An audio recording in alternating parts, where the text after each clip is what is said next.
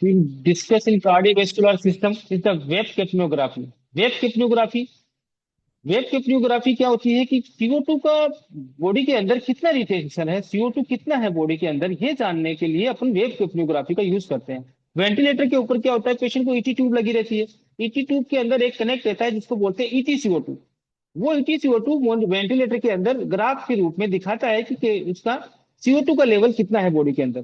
तो इससे क्या होगा, पेशेंट का जो अपन ने ईटी ट्यूब डाला है वो उसका प्लेसमेंट भी चेक किया जा सकता है। तो ईटी ट्यूब के प्लेसमेंट के लिए भी EtCO2 का यूज किया जाता है। It is a non invasive measurement of the graphical display of the end title volume CO2 EtCO2, most reliable method of confirming the placement and monitoring the ET tube. ET tube को placement कैसा है और उसको monitor करने के लिए अपन इसका use करते हैं। पोस्ट रिससिटेशन गोल, जब पेशेंट को CPR करते हैं तो अपना गोल होता है कि जो EtCO2 में जो CO2 का जो लेवल है वो 35 to 45 mmHg होना चाहिए। ये वेव कैप्नियोग्राफी है। उसके बाद आता है नेक्स्ट टॉपिक, चौकिंग। चौकिंग क्या है? तो choking day to day life में अपन देखते हैं कि कुछ भी चीज कोई गले में अटक गई, ठीक है, निकाल नहीं पा रहा है, वही एक तरह से चोकिंग होती है। उसको अपन आज पढ़ेंगे क्या होता है choking. It is the medical obstruction, it is the medical obstruction air from the environment in the lungs. Choking prevent the breathing and can be partially और कंप्लीटली। चोकिंग क्या है?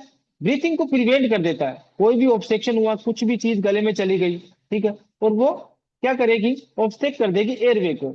एयरवे को ऑब्स्ट्रक्ट होने की वजह से अपन सांस नहीं ले पाएंगे, तो वो लंग्स की तरफ चली जाती है, एयरवे में को ऑब्स्ट्रक्ट कर देती है, तो पेशेंट सांस नहीं ले पाता। वो कहलाता है चोकिंग। अब चोकिंग भी अलग अलग होती है, अडल्ट में अलग चोकिंग होगी, बच्चे के लिए अलग होगा। तो वो कौन कौन सी चोकिंग में अपन कैसा करेंगे वो अपन देखेंगे। सबसे मेन होता है इसका जो प्रोमेट्रिक में क्वेश्चन आता है, वो आता है इसके साइन एंड सिम्टम से रिलेटेड कि what the clinical manifestation after the choking. तो चोकिंग के बाद क्या होगा, the person tired hold the नेक। जब चोकिंग होगी तो अपनी नेक को टायर्डली होल्ड कर लेगा। The person tightly hold the neck, it mean the sign of the choking. After that the management क्या करेंगे, मैनेजमेंट में ये नहीं होगा डायरेक्ट जाके अपन पीछे से उसको पकड़ लिया और उसको अपने हेमिक मतलब एब्डोमिनल थ्रस्ट दे दी। मैनेजमेंट में फर्स्ट अपना क्या होगा, first ask the client are you choking.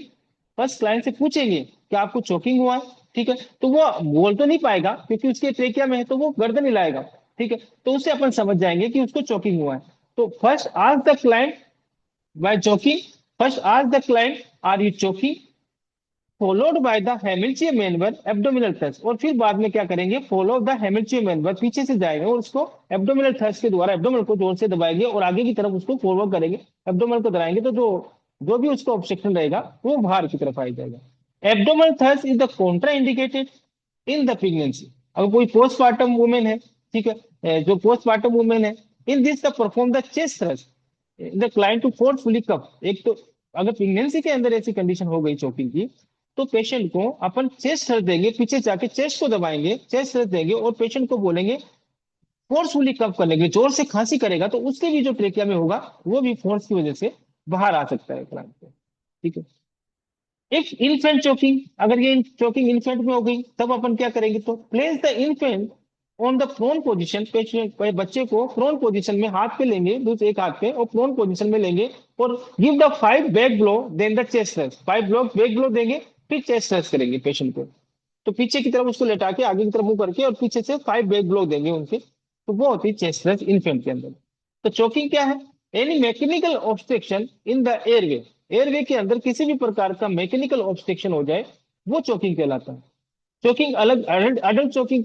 Choking का मेन क्लिनिकल मैनिफेस्टेशन क्या है, यही क्वेश्चन है प्रोमेट्री का, what is the clinical manifestation of the choking.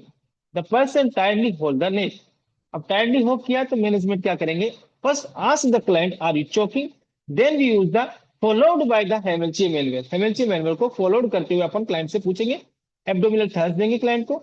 उसके बाद क्लाइंट अगर वही क्लाइंट प्रेगनेंसी है उनको, तो उस कंडीशन में क्लाइंट को अपन चेस्ट थ्रस्ट देंगे और उसको फोर्सफुली कफ करने के लिए बोलेंगे। If the client is the infant, then infant choking, then we in this condition prone the client position, prone position to the client and left arm पर प्रोन पोजीशन देंगे and give the 5 back blow to the client. फिर 5 back flow देंगे तो उससे choking को prevent किया जा सकता है। चोकिंग एक इमीडिएट कंडीशन होती है, उसमें इमीडिएट इंटरवेंशन की आवश्यकता होती है। अगर इमीडिएटली इंटरवेंशन नहीं किया गया तो पेशेंट का रेस्पिरेटरी अरेस्ट हो सकता है। तो ये अपना टॉपिक था, वेब कैप्नियोग्राफी और चोकिंग। तो आज अपना जो कार्डियोवैस्कुलर सिस्टम है उससे रिलेटेड जो थ्योरी, जो एनाटॉमिकल वगैरह की जो टॉपिक थे वो कंप्लीट हो गए। कल से अपनी डिजीज कंडीशन से या वो कंडीशनें चालू हो जाएगी कार्डियोवैस्कुलर की, जैसे हाइपरटेंशन वगैरह है, उसके अंदर क्या होता है। उसके बाद में और जो कार्डियोवैस्कुलर डिजीज है उनमें क्या होता है, इस्केमिक हार्ट डिजीज में क्या होता है, जो एमआई में क्या होता है। तो वो जो डिजीज कंडीशन है वो कल से अपनी नेक्स्ट टॉपिक में अपना शुरू हो जाएगा। आज के लिए अपना कार्डियोवैस्कुलर का इतना ही रहेगा।